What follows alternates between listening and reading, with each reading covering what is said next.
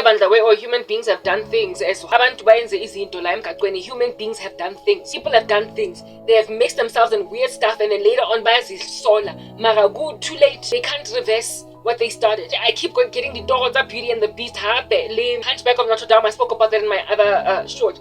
Mara, these men, they are given mandates in Jeffala is very hectic, and I spoke about that, to go and make more and more babies. And bang patahure.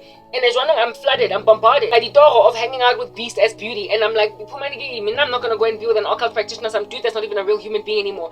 And some weird city dog, like, hey, in my long form content I spoke about how it is that I got a dream of these like frogs. But like they were human sized. They were in very animated.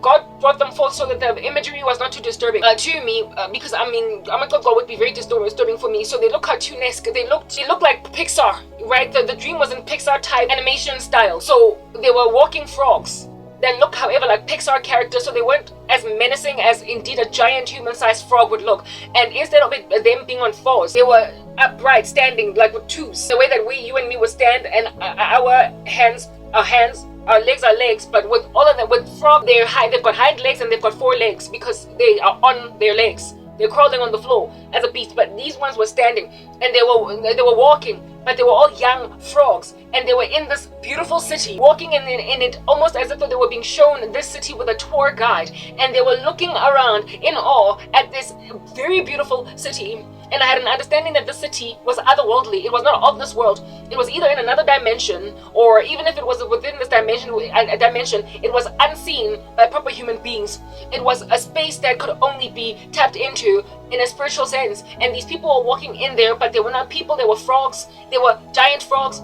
Essentially, the Lord was showing me that their DNA has to be altered somehow in order for them to be able to endure and indeed experience this particular city. And they were in there as Ama Gogo. And God was showing me that the guy that's how he was initiated into the occult. That's why right now he's like a sea animal or whatever. However, he looks human. And so because he looks human, Ushalaba side and he's making babies, and they're just spreading this like satanic spawn.